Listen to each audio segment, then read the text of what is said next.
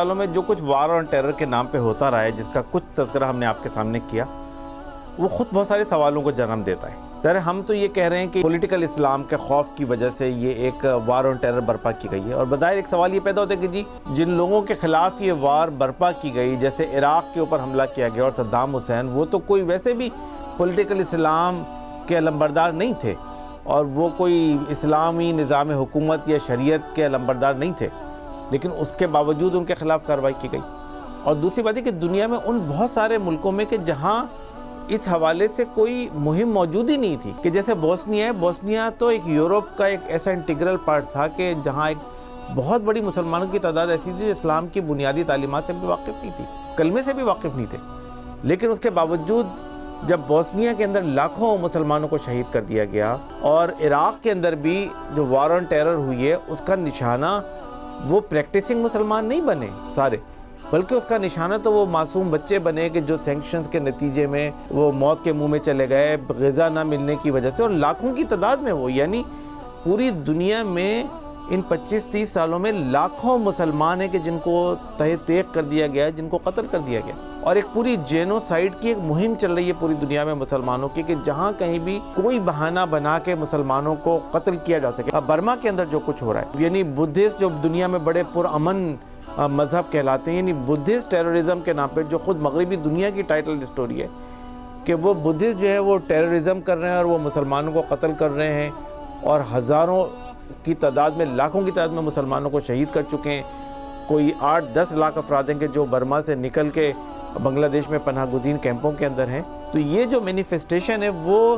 اس بات کی علامت ہے کہ اس پوری وار آن ٹیرر اور جو مغرب کا اسلاموفوبیا ہے یا غالب تہذیب کا، وہ صرف ان کے خلاف نہیں کہ جو اسلام پر عمل درآمد کرنے والے یا اسلام کی دعوت پہنچانے والے ہیں یا اسلام کے لیے کام کرنے والے ہیں، بلکہ ہر دنیا کا مسلمان، مرد، عورت، بوڑھا، بچہ، بیمار، صحت مند، وہ ان کا ہدف ہے، اور ہدف یہ ہے کہ کسی طرح دنیا میں مسلمانوں کی تعداد کو کم کیا جائے، مسلمانوں کی قوت کو کم کیا جائے، اور مسلمانوں کو نفسیاتی طور پر مغلوب کیا جائے، مسلمانوں کو اتنا مغلوب کر دیا جائے کہ وہ اسلام کو مکمل نظام زندگی کی بات نہیں کر سکتے۔ اس کے ساتھ ساتھ ایک وار آن ٹیرر کا ایک اور مینیفیسٹیشن جو ہم دیکھ رہے ہیں وہ یہ ہے کہ اسلاموفوبیا کو بہت سارے ملکوں میں انتخابی ٹول کے طور پہ استعمال کیا جا رہا ہے اور کیا گیا۔ مثال کے طور پہ ڈونلڈ ٹرمپ صاحب نے اپنے الیکشن میں اپنی پاپولیرٹی کو بڑھانے کے لیے اسلاموفوبیا کو ایز اے ٹول استعمال کیا، اور اسلام کے خلاف نفرت کو انہوں نے بڑھایا، اپنے معاشرے کے اندر اسلام کے خلاف نفرت کو اپنی پاپولیرٹی کے لیے استعمال کیا۔ اسی طرح انڈیا کے وزیر اعظم نریندر مودی نے بھی اسی اسٹریٹجی کو استعمال کیا۔ بنیادی طور پہ انہوں نے ایک نئی پوری ہندو بنیاد پرستی کو انہوں نے جنم دیا اور اس کو آگے بڑھایا، اس لیے کہ اسلاموفوبیا کا مقابلہ کرنے کے لیے ہندو بنیاد پرستی ایک بہت اسٹرانگ ٹول بن سکتا تھا۔ تو نریندر مودی نے اپنی پاپولیرٹی کو کس طرح بڑھایا؟ اسلام کے خلاف بات کر کے، اسلاموفوبیا پیدا کر کے، اور ہندو بنیاد پرستی پیدا کر کے، اور وہ ہندو بنیاد پرستی بھی اتنی ہی زیادہ ٹیررسٹ ہے اور انہی سارے پیمانوں پہ پوری اترتی ہے کہ جن کے اوپر وہ کہتے ہیں کہ جی مسلمان ٹیررزم ہے۔ تو انڈیا میں ہندو بنیاد پرستی بھی وہی کر رہی ہے کہ مسلمانوں کی مسجدوں پہ قبضے کر رہے ہیں، مسلمانوں کو قتل کر رہے ہیں، آبادیوں کے اندر گھس کے لوگوں کو قتل کر رہے ہیں، اور ایک دہشت گردی کی پوری فضا انہوں نے بنائی ہوئی ہے۔ تو یہ ایک نیا ایک فینومینن ہے جو ہم پوری دنیا میں دیکھ رہے ہیں کہ لوگوں نے اسلاموفوبیا کو اور اسلام کے خلاف نفرت کو ایز اے پولیٹیکل ٹول استعمال کیا اپنی پاپولیرٹی کو بڑھانے کے لیے، اور مجھے اس بات کا امکان لگتا ہے کہ شاید دنیا میں یہ فینومینن ابھی اور بڑھے گا۔ ابھی یورپ کے بعد الیکشن میں بھی ہم نے دیکھا کہ اسی جو ہے نا بیانیے کو دہرایا گیا، اگرچہ یورپ میں شاید بہت زیادہ کامیابی اس کو نہیں ملی ہے، لیکن ظاہر ہے جس طرح یہ چیز بڑھ رہی ہے اور اسلام کے بارے میں ایک میڈیا کیمپین چل رہی ہے اسلاموفوبیا پیدا کرنے کے لیے، اسلام کی نفرت پیدا کرنے کے لیے، تو اس بات کا امکان ہے کہ شاید اس کو ایز اے پولیٹیکل ٹول بھی استعمال کیا جائے۔ تو غالب تہذیب نے ایک طرف تو، اور مغربی تہذیب نے بالخصوص ایک طرف تو یہ کیا ہے کہ مسلمانوں کو کچلنے کے لیے جتنی میکسیمم فورس یوز کی جا سکتی ہے وہ کی جائے، اور اس کے لیے انہوں نے میکسیمم فورس یوز کی۔ اس کے نتیجے میں لٹرلی دنیا میں لاکھوں مسلمانوں کو شہید کیا گیا پچھلے 25-30 سالوں میں۔ لیکن ان کی جو اسلاموفوبیا کا ریئیکشن ہے وہ صرف قوت کے استعمال تک محدود نہیں ہے، بلکہ ایکچولی اس کے لیے انہوں نے جتنے ٹولز اور بھی یوز کر سکتے تھے وہ استعمال کیے۔ ان میں ایک سب سے بڑا ٹول تو یونائٹڈ نیشنز کا ہے کہ جس کو انہوں نے استعمال کیا ہے سینکشنز لگانے کے لیے، کہ مسلمان ملکوں پہ پابندیاں لگائی جائیں۔ مثال کے طور پہ ایران میں انقلاب آیا جو ایک زبردست ایک لہر تھی پوری دنیا کے اندر، اس کے نتیجے میں ایک ہلچل مچ گئی اور پوری دنیا میں اس بات کو لوگوں نے ریئلائز کیا کہ اسلام میں ابھی بھی ایک جان موجود ہے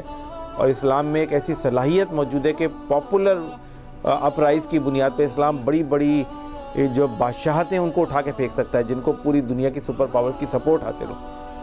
تو اب ایران میں انقلاب آنے کے بعد اس کو کس طرح ہینڈل کیا مغربی قوتیں نے؟ وہ سینکشنز کے ذریعے ہینڈل کیا، اس کو بدنام کرنے کے ذریعے ہینڈل کیا، اور ظاہر پچھلے 25-30 سالوں میں اس کے اثرات کو بہت محدود کر دیا گیا ہے۔ اسی طرح جو عرب بہار کا پورا فینومینن تھا، مصر کے اندر، تیونس کے اندر، یمن کے اندر اور ملکوں کے اندر ایک زبردست اپرائز مسلمانوں میں ہوا، اس کو قوت کے ذریعے بظاہر نہیں کچلا گیا،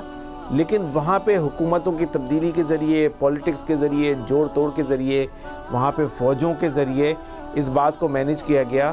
کہ وہاں پہ اسلام کے ابھرتی قوت کا راستہ روکا جائے۔ تو اس وقت جو ایک بہت بڑا ٹول ہے وہ یونائٹڈ نیشنز ہے، اسلامو فوبیا کا مقابلہ کرنے کے لیے جو مغرب نے جو ایجاد کیا ہے اور جس کو سب سے زیادہ یوز کیا جاتا ہے۔ دوسرے نمبر پہ سینکشنز ہے۔ دنیا بھر میں جہاں جہاں کوئی ایسی آرگنائزیشنز ہیں، کوئی ایسے افراد ہیں جس کے بارے میں ان کو شک ہوتا ہے کہ یہ وہ لوگ ہیں کہ جو پاپولر ہو رہے ہیں اور جو پورے اسلام کی دعوت کو لوگوں کے سامنے پیش کر رہے ہیں، ان کو دہشت گرد قرار دے کے پابندی لگا دی جاتی ہے۔ چاہے وہ کشمیر کی حزب المجاہدین ہو، کہ جو فریڈم فائٹرز ہیں، جو یونائٹڈ نیشنز کا جو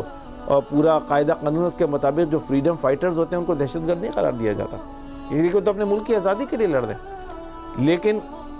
جہاں ان کو ضرورت محسوس ہوئی وہاں انہوں نے ان کو بھی دہشت گرد قرار دیا۔ تو ایک بہت بڑا ٹول اس وقت ہے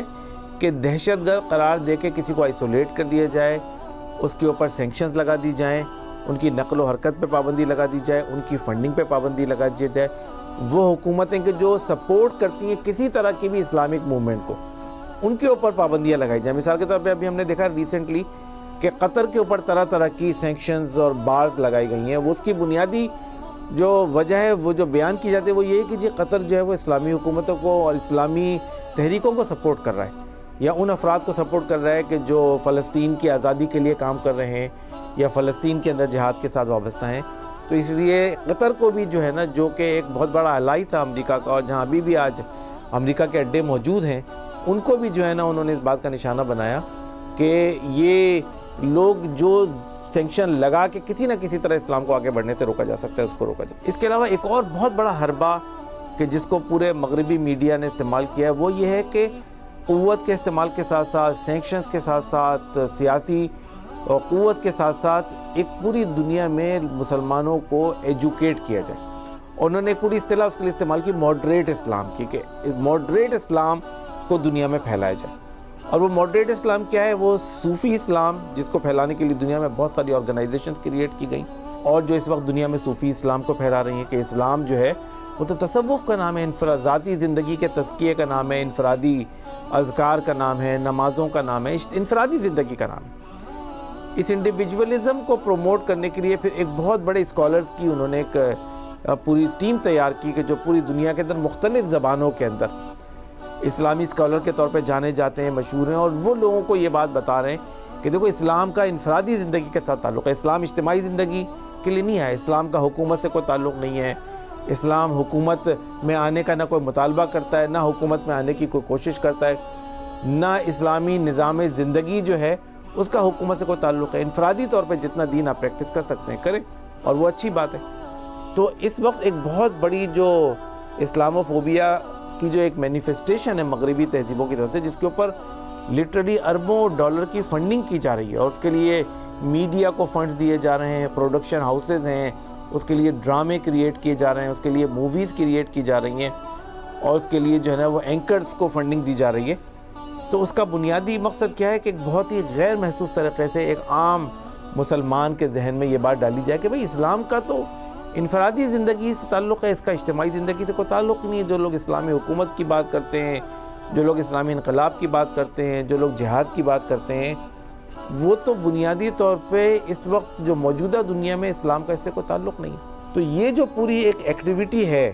یہ مغربی دنیا کا ایک بہت بڑا حربہ ہے، اور اس کا بنیادی ٹارگیٹ ہے ہمارے معاشرے کے نوجوان، جو مسلم یوتھ ہے، یہ اس کا بنیادی ٹارگیٹ ہے کہ کسی طرح مسلم یوتھ کو یہ بات باور کرائی جائے کہ اسلام ایک ذاتی زندگی اور انفرادی زندگی کا مذہب ہے، مکمل ضابطۂ حیات نہیں ہے، اور اسلام کا حکومت سے، ریاست سے، سیاست سے کوئی تعلق نہیں ہے، معیشت سے اور معاشرت سے تعلق نہیں ہے۔